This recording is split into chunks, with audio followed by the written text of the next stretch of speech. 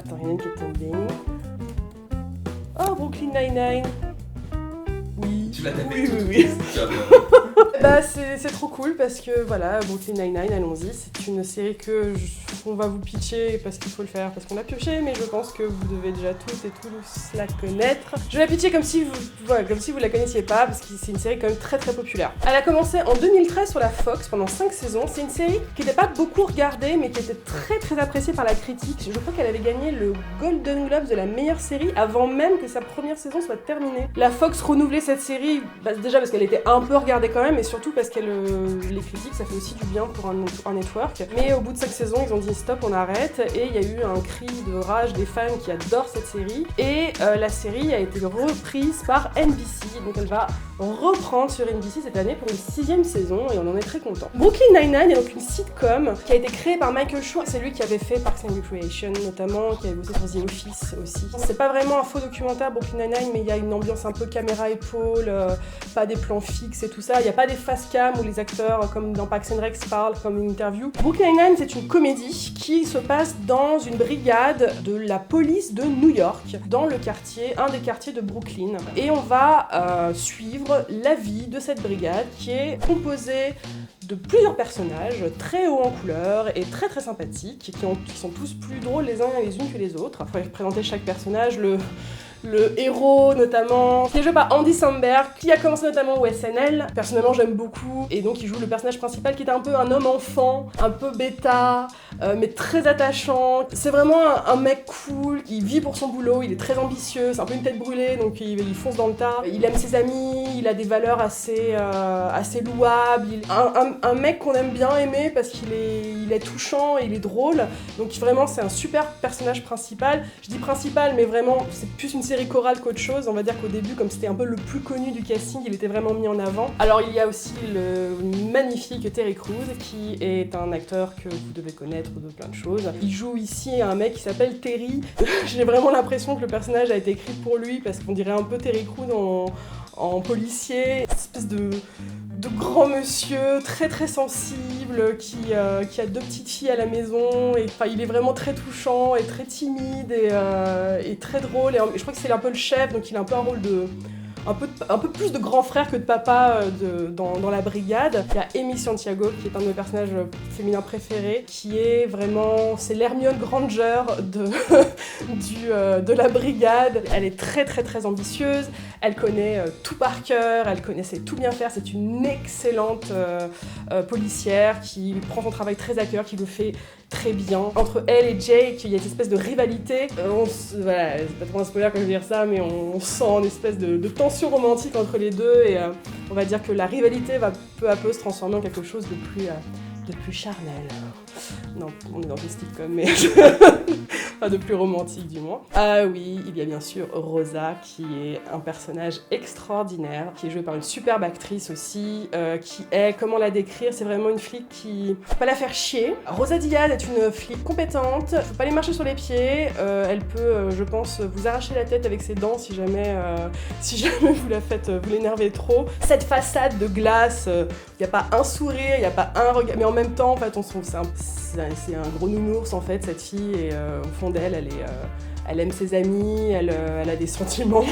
Et elle aussi, ça on l'apprend plus tard dans la série, mais elle va au bout d'un moment faire son coming out bisexuel au fil de la série, et c'est aussi le cas de l'actrice. Je crois même que c'est l'actrice qui avait demandé à ce que ce soit intégré à ce personnage. C'est tout un épisode qui parle de la difficulté qu'elle a de faire son coming out à ses parents, alors qu'au contraire sa famille de boulot l'accepte de manière très très chaleureuse, et elle la supporte beaucoup et tout ça. C'est une série qui fait constamment rire, et de temps en temps il y a un épisode qui va sortir et oh waouh, ils ont traité ça bien. Il y a notamment un épisode sur les violences policières où le personnage de Terry Crews se fait agresser par un policier alors qu'il est devant sa maison en train de chercher la peluche de sa fille. L'intercation se termine bien parce qu'il arrive à prouver au flic qu'il est aussi flic, et en fait quand il repense à chez lui, je dis mais si là moi j'étais flic, donc je pouvais m'en sortir comme ça, mais il y a plein d'autres hommes noirs aux États-Unis qui n'ont pas cette capacité là, et donc ils décident en fait de porter plainte contre le flic, et c'est tout un épisode qui parle justement des violences policières judiciaire aux États-Unis et c'est un épisode vraiment très très fort et qui avait pas mal marqué la télévision quand il était sorti. Le personnage également du chef de la police a fait beaucoup parler de lui parce qu'il est censé... Est-ce que tu peux parler de ce personnage? Toi, tu avais ressenti de ce personnage? Ça me paraît... Ray Holt, donc le personnage, c'est marrant, il y a des moments, je reviens un peu en arrière sur la télévision sur les 5 dernières années et je trouve que les choses ont vachement évolué au niveau des représentations LGBT en général. Il y a évidemment plein de choses à améliorer, mais quand on repense à 5 ans, on se dit ouais, il y avait encore moins le choix. Et c'est vrai que Ray Holt était un peu arrivé, je crois que c'était un des premiers personnages noirs homosexuels et on avait d'ailleurs marqué ça dans une autre vidéo qu'on avait fait il y a fort longtemps. Et c'est vrai que c'était un personnage qui n'est pas limité à sa sexualité, mais que la sexualité n'est pas non plus retirée, genre on voit pas ça. Ils avaient fait une bonne... c'est un personnage qui était drôle pour tout un tas d'autres choses, mais il faisait aussi des blagues. Ils avaient fait une blague à un moment sur une asso homosexuelle avec un nom pas possible à rallonge, et comme j'ai un peu connu le milieu statistique, ça m'a fait énormément rire parce que je me dis mais oui, enfin, je suis tout à fait reconnu là-dedans, donc c'était vraiment une bonne bouffée d'air frais. Je trouve que c'était je trouve que c'est un personnage important et qui a un peu enclenché un peu une espèce de dynamique qui a continué ces 5 années. C'est vrai qu'aujourd'hui on a vraiment beaucoup plus le choix au niveau des hommes gays à la télévision. Pour les autres personnes c'est un peu plus des choses qui se font, mais c'est un peu on rame encore un peu. Il est un peu robotique en fait, il donne pas vraiment, il n'y a pas d'intonation dans sa voix, voilà. C'est très... Je parle comme ça et machin. Je suis très heureux, je suis dévasté, je vais chercher du pain. Il a aussi une relation très sympa avec la secrétaire. Qui est Gina. Gina, voilà, qui est... Gina, c'est un peu comme Jenna dans 30 Rock, c'est une espèce d'entité. Elle se décrit comme the Paris of people. Comment traduire ça? Si Paris était une personne... ce serait elle. C'est une personne qui s'aime beaucoup, et elle a raison parce qu'elle est extraordinaire.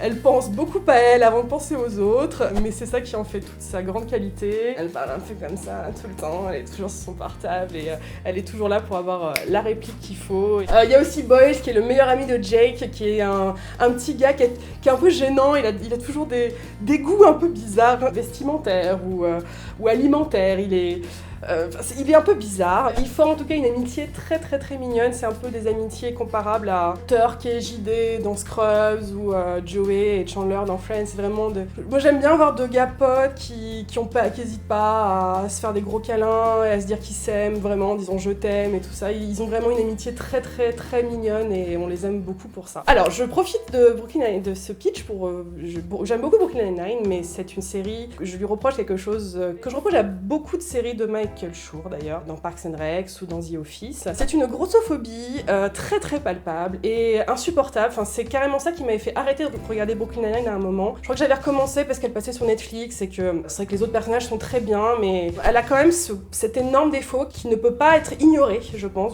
Enfin, on peut regarder Brooklyn Nine-Nine, mais on peut aussi admettre qu'elle, même si elle est innovatrice sur plein de sujets, c'est dommage parce qu'une série qui fait des choses si dingues, ça m'énerve qu'ils traitent de ce sujet d'une manière aussi grotesque et insultante. La grossophobie de Brooklyn Nine-Nine se ressent à travers deux personnages qui s'appellent Scully et Hitchcock, voilà, qui sont deux flics qui sont là depuis longtemps et ils sont un peu attachés à leur bureau, enfin c'est pas vraiment des mecs de terrain. Et on va dire que le rôle de Scully et Hitchcock pendant 5 saisons, c'est d'être répugnant, répugnant et bête, ouais, c'est morphal, vraiment stupide. C'est vraiment le cliché Harry Potteresque du personnage gros qui ne sait rien faire, qui s'essouffle au bout de 3 pas devant lui et qui est stupide et qui est un peu méchant aussi et qui ne sert à rien. C'était aussi le cas dans Parks and Rec. Dans The Office, pareil, un des personnages sert à ça. Je dois avouer que, 99% des séries que je regarde sont forcément grossophobes à un moment parce qu'il y a vraiment tout à faire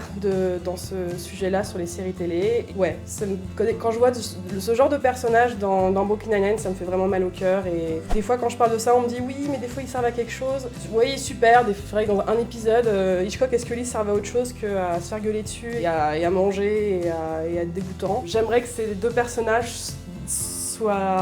évolue d'une manière beaucoup plus positive, qu'on arrête de les ridiculiser et ce serait... Brooklyn Nine-Nine deviendrait une série vraiment quasi parfaite si elle vraiment travaillait sur ce côté-là qui lui fait vraiment défaut et c'est fort dommage. Après, c'est vraiment des personnages secondaires donc heureusement on a pas ça à chaque scène sinon ce serait un peu insupportable à regarder. Mais voilà, vraiment c'est une série qui fait du bon travail sur d'autres sujets et elle a vraiment un peu donné du renouveau dans le sitcom et dans la comédie aux États-Unis et il y a beaucoup de diversité dans le casting aussi. ça fait beaucoup de bien. C'est un casting trop mignon, ils s'aiment trop et ils sont super touchants et elle fait beaucoup rire. Voilà. C'est mon avis sur Brooklyn Nine-Nine et je suis quand même contente qu'elle ait été sauvée et qu'elle nous revienne très bientôt.